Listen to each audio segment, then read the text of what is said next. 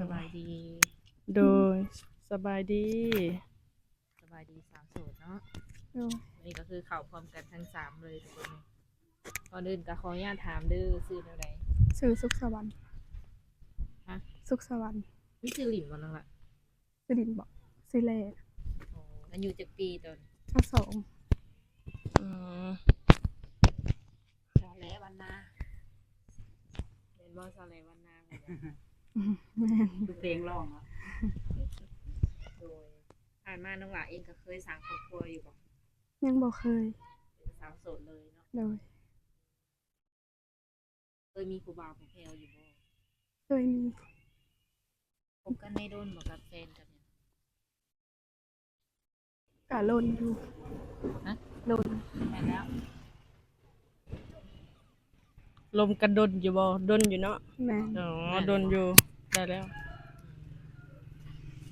แต่ตอนนี้นี่คือว่าโสดบ่ โสด โสดโสดแบบใด100%เลยบ่หรือว่ามีคนแบบมาคุยมาจีบหยังอยู่ โสดแบบ100%เลย ขออนุญาตถามปัจจุบันน้องหลายเฮ็ดเวียกเฮ็ดงานหยัง เฮ็ดงานยาสูบ โรงงานยาสูบ โดย อืม เด็ดเนาะชาวโสดเป็นนายงว่ะ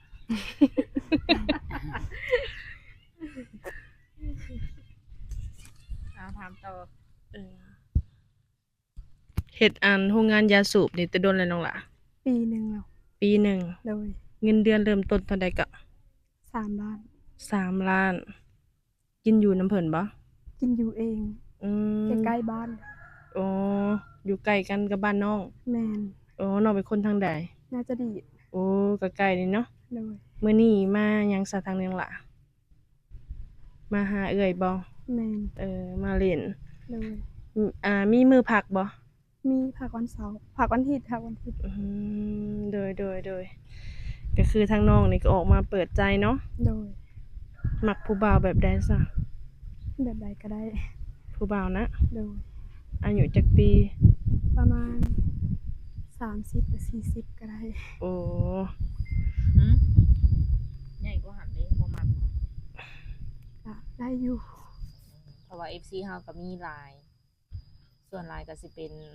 40 50 60ก็มีเนาะ โดย คิดว่าแบบทรงสิรับได้บ่คันว่าฮอด50-60 ปี ได้ หลักๆนี่อยากได้คนทางใดฝั่งลาวฝั่งไทยบ่หรือว่าอยู่ต่างประเทศ ฟังไหลก็ได้ขอแต่ว่าหากเขาจริงใจกับเลี้ยงเขาได้ดูแลเขาได้ แสดงว่าคนที่เข้ามานี่ต้องมีเวียกเฮ็ดงานทำบ่น้องล่ะ แม่น อยากได้คนที่ว่ามีเวียกเฮ็ดงานทำ แม่น โอ้ฐานะได้คิดว่าหรือว่ามีเวียกเฮ็ดงานทำเลยก็ได้บ่เลย แม่น ก็ได้ เอออืมแต่เป็นแนวใดเขาคือว่าออกมาเปิดใจอันนี้น้องล่ะเปิดใจครั้งแรกบ่หรือว่าแนวใด ครั้งแรก โดยเห็นในช่อง YouTube บ่หรือว่าหมู่ครูแนะนำน้อง เอื้อยแนะนำมา เป็นอะไรความรู้สึก ค่ะธรรมดา ธรรมดาชิว แม่น ๆโดยถามต่อแม่สมอง อันมีช่องทางติดต่อทางใดแน่นะ ทางเฟซทางไลน์ทางแอป ทาง Facebook แล้วก็ทาง LINE โอ้ย ที่ผ่านมานี่เคยเข้าโรงเรียนอยู่บ่ เข้าแต่จบแล้ว ฮอดห้องใด จบม แต่บ่ได้ไปเรียนต่อ .5 ไปไทย โอ้เคยไปไทยเทื่อนึงแล้ว แม่นไปเฮ็ดเวียกอยู่ไทย ไปได้จักปีค่ะ ไปได้5 เดือนบัดเบิดกลับมา โอ้ไปเฮ็ดงานเนี่ย ร้านอาหาร อันที่จริงเนี่ยอยากอยู่ห้องบัดเบิดก่อน แม่น บัดนี่คือไว้แถวหาเดือน6เดือน เพราะว่าน้องเฮ็ดปี2019เด้ต้องโควิด5 ปี5 โค ปี วิด แม่นโอ้ได้น้อยเนาะปกติว่า10 ปีเนาะ อ่า มันก็แล้วแต่เด้อเอ้ยราคามัน แล้ว มันมีร้านเก่ากับร้าน4 ล้าน4น่ะ5ปีล้าน9น่ะ10ปี เก้าล้านสี่ล้านห้าล้านเก้า แสดงว่าบ่มีปัญหาในการตอบแชทตอบไลน์เนาะอ่านได้เขียนเป็น โดย อืมในความรู้สึกน่ะอยากเรียนต่ออยู่บ่ตอนนั้นหรือว่ามีความจำเป็นต้องออก ก็อยากเรียนต่ออยู่แต่ว่าพ่อแม่ให้ออกให้ไปหาเงิน อืมขออนุญาตถามพ่อแม่นี่ยังเบิดบ่ แม่นยังว่า อาชีพหลักอยู่เพื่อนนี่เห็นหยัง แม่ก็เฮ็ดเวียกพ่อเฮ็ดเวียก เห็นหน้าอยู่บ่ เฮ็ด เจ้าเป็นลูกคนที่เท่าไหร่ คนที่สอง คนที่สอง โอ้ย พ่อแม่มีลูกกี่คน มีลูก3 3 คนเอาเจ้าเป็นคนกลาง แม่น แม่ยิงมีกี่คน คนเดียว คนเดียว แม่น โทษแต่เจ้านี่ โดย โอ้พ่อแม่แต่งได้ลูกสาวเดียวคันว่ามี FC สนใจนี่ถ้าว่าเพิ่นยังมาเล่นมาเที่ยวก็มาได้บ่นะ ได้ คันเพิ่นนัดให้ไปหาแบบ อยู่ฝั่งมุกดาหารนี่ก็ไปได้บ่ ได้แต่ก็ต้องไปกับหมู่ก่อน ญาติเนาะ แม่น อย่าเพิ่นชกท้องกันบ่กูมื้อนี้เนี่ยแม่นไปเฮ็ดงานอยู่โรงงานยาสูบ โดย มื้อนี้น่ะวันหยุด แม่น หนึ่งทิศนี่หยุด1 มื้อเนาะ โดย พอได้พักผ่อนซักเสื้อผ้า แม่น จะได้ส่งเงินให้ทางบ้านอยู่บ่ บ้านใกล้ๆกัน โอ้บ้านอยู่ใกล้โรงงานยาสูบเลย แม่นอยู่นาจะดีใกล้ๆกัน อันเฮาเข้าไปนี่ขิวแห้งบ่ ก็ธรรมดาเคยอยู่แล้วชิน เจ้า แล้ว ก็สูบบ่ บ่ เห็ดต้องสูงว่ะ เรียนวัด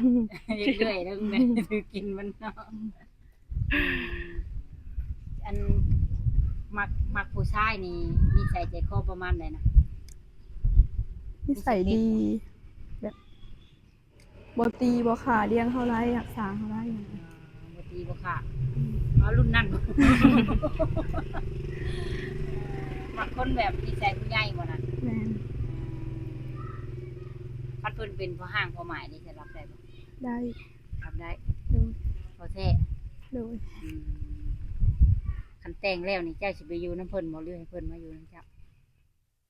เป็นมาอยู่นำ ให้เพิ่นมาอยู่น้ำ เพราะว่าอยู่เฮือนก็บ่มีคนเด้ อืม ผู้หญิงคนเดียวอ้ายก็ไปไทยน้องก็ไปไทยมีแต่พ่อกับแม่อยู่เฮือน2คน อ้ายก็ไปไทยพ่อก็ไปไทย อ้ายก็ไปไทยมีแต่อ้ายกับน้องไปไทย โอ้ยังแต่เจ้าก็พ่อกับแม่ แม่น อ้ายกับน้องผู้ชายเบิดสองนั่นแม่นไปไทยเบิดเนาะ โดย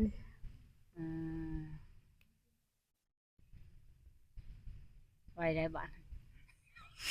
จุดบุดเลยถามตัวเสมอ อืมถ้าน้องก็เป็นคนมักไปเล่นไปเที่ยวอยู่บ่ กลับไปอยู่ถ้าแบบมีงานกลับไป อืม ดนๆไปเทื่อ โดยเหล้าเบียร์น้องก็กินอยู่บ่ซะ กินอยู่ก็กินแบบมีงานจังกินดนๆเทื่อกินเทื่อ โดย แต่ โด ก็ ย บ่ได้กินตลอด โดย แต่คือทางน้องเขาไปเฮ็ดเวียกอยู่ในโรงงานยาสูบเนาะใช้ทิศหนึ่งเบิดจักแสนเป็นเงินน้องล่ะ บ่ได้ใช้จ่ายหยังนี้บ่ได้ซื้อหยัง โอ้บ่ได้ซื้อ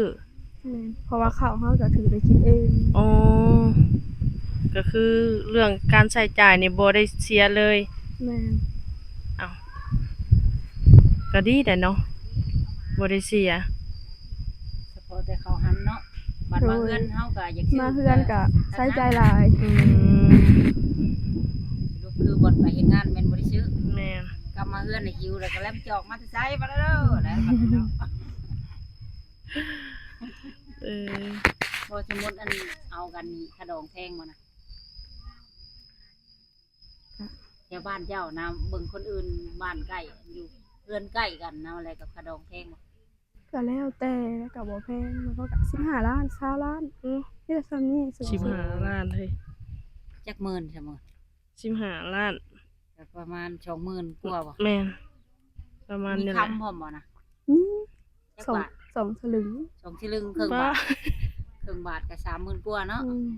มีงัวบ่ หัวตัวหนึง อืม โอ้ก็ถือว่าบ่แพงเนาะ อืม ถ้าสมมุติในกรณีผู้บ่าวฝั่งไทยเพิ่นเห็นเนาะแล้วเพิ่นอยากมาขอแบบนี้แล้วเจ้าก็พร้อมสละโสดบ่ พ ร้อมเพราะว่าพ่อแม่ก็อยากให้เอาแล้วพ่อแม่ก็เฒ่าแล้ว โอ้คือทางพ่อแม่เพิ่นนี่อยากให้เจ้าเอาเลยเนาะ โดย เพราะว่าทางเพิ่นนี่บ่มีคนช่วยเฮ็ดเวียก แม่น อ๋อเดี๋ยวได้ลูกเขยแล้วอ้าว เดี๋ยวนี้ก็ฮอดยามหน้าแล้วเนาะ แม่นผู้ใดอันอยากได้ผู้สาวหรือว่าแม่สีเฮือนกะแม่สีเรือนเนาะก็คือผู้สาวคนนี้เลยเราพร้อมสิสละโสดเอาแท้บ่น้องล่ะ แค่ ในการในการโอ้ลมกันนี่ใช้เวลาดนบ่ ประมาณ2-3 เดือน โอ้2-3 เดือนคันว่าคุยถูกคอกันนี่เอาเลยเนาะ โดย โอ้ใช้เวลานี่บ่ดนปานใดเด้อนี่เนาะคือทางเจ้าอยากเอาอายุเอาผู้บ่าวอายุหลายนี่เจ้าก็สิรับเพิ่นได้บ่ ได้ อ๋อก็คือว่ารับได้เนาะ โดย บ่ติบ่น้องล่ะ บ่ โดย อันทางเจ้านี่ก็แต่งกินเป็นอยู่บ่น่ะ เป็น เป็น โดย หลายอย่างบ่ กะบ่ปานใดเฮ็ดเป็นอยู่บางอย่าง แล้วแต่ละมื้อนี่แม่นลูกนึงข้าวก่อนบ่จึงแม่นได้ไปเฮ็ดงาน แม่ลูก เออแม่ลูก แม่น เพราะว่าเฮาเมื่อยแล้วเนาะ แม่น อืมประมาณนั้นคันเอานี่แม่นเอามาเฮือนบ่ไปอยู่นำเพิ่น แม่น เพราะว่าอยู่ทางเฮือนพี่ก็บ่มีคน แม่นบ่มีคน สมมุติว่าเพิ่นเฮ็ดงานบริษัทบ่หรือว่าเฮ็ดหันเฮ็ดนี่แบบ มีธุรกิจเป็นของตัวเองมาบ่ได้เด้ซั่นน่ะ กะไปๆมาๆหากันก็ได้ โอ้ถือว่ายังมีทางออกอยู่เนาะ โดย อืมเจ้านั่นแหละสิเฮ็ดบัตรแล้วก็เที่ยวไปหาเพิ่นแล้วก็มาเนาะประมาณนี้ แม่น อืมตอนไปเฮ็ดงานอยู่ฝั่งไทยบ่มีหนุ่มๆมาจีบบ่ บ่ได้ไปไสมีแต่เฮ็ดงานคำมาได้ก็นอน อื บ่ได้ไปไส เงินเดือนเท่าใด 9,000กินอยู่นำเขาเจ้า อืมงานหารอาหาร เดือนหนึง9,000กินอยู่นำเพิ่นไปได้5เดือน6เดือนบัตรเบิด แม่น เพราะว่าเฮ็ดบัตรปะไว้โควิด โค บั วิ ด ดโดย เพื่อได้ไปรถบัสเกือบเบิดอายุ แม่น ยังดีได้ไปฉะนั้นพอได้ทุนค่าเฮ็ดบัตรตะกี้เนาะ โดย อืมตอนนี้นี่เริ่มลงไห้ลงหน้าอยู่บ่อยู่เพื่อนหวานก้าแล้วบ่ แล้ว แล้วเลย หยอดเอา โอ้ขาตะเกียวบัดนี้ แม่นเกี่ยวกับตัดเอา เออสบาย ใช้จักรตัดเอา กลัวชาวเมยได้นี่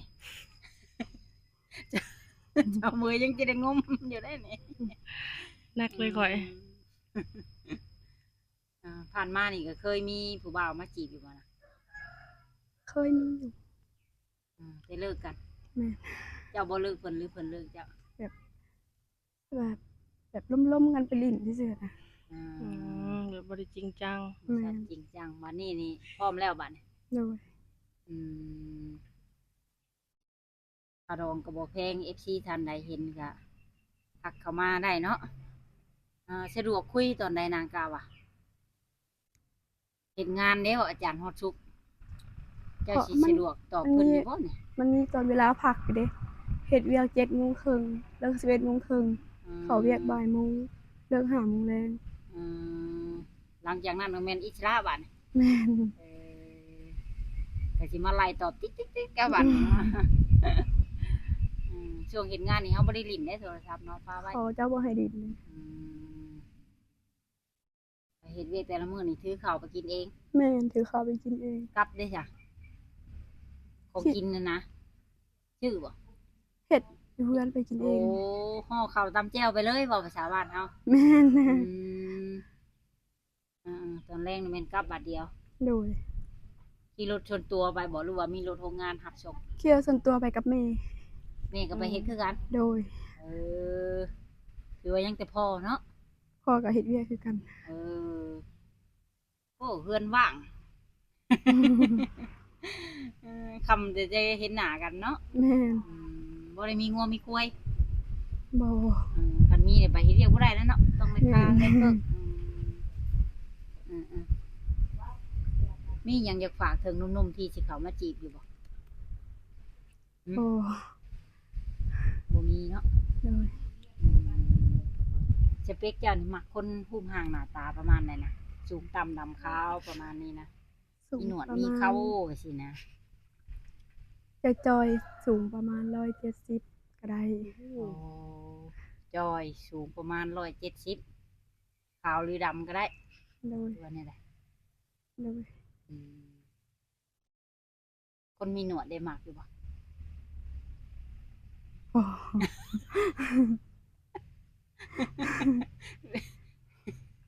เวลาเพิ่นหอมแก้มยามมันแทงเนาะ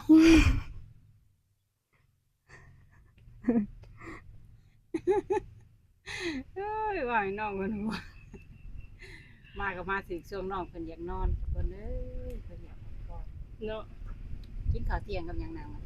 ที่เขาแกงมาให้ แกงหน่อ กิน ไม้ ยากินโดย เสื้อผ้าที่ว่าซักแล้วเรียบร้อยเนาะ แม่น เตรียมตัวพักผ่อนมีหยังถามต่อชาวเมยจ้ะ บ่มีต้อง มา เปีย ถาง ม เด้ ใจหัวแล้วหัวแดงกันอยู่ชาวเมย เศร้าแล้วมันเปียงเด้บ่มีจะถามบ่ เบิดแล้วเนาะเห็นดีแต่ว่าให้เพิ่นพักผ่อนเนาะคันว่าบ่มีหยังถามตื่ม โด มาย เฮียงนอนอยู่ แม่น นะโอเคสำหรับคลิปนี้ทางเฮาและก็ทีมงานสิได้ขอตัวเจ้าไว้ก่อนสบายดี โดยสบายดี อืม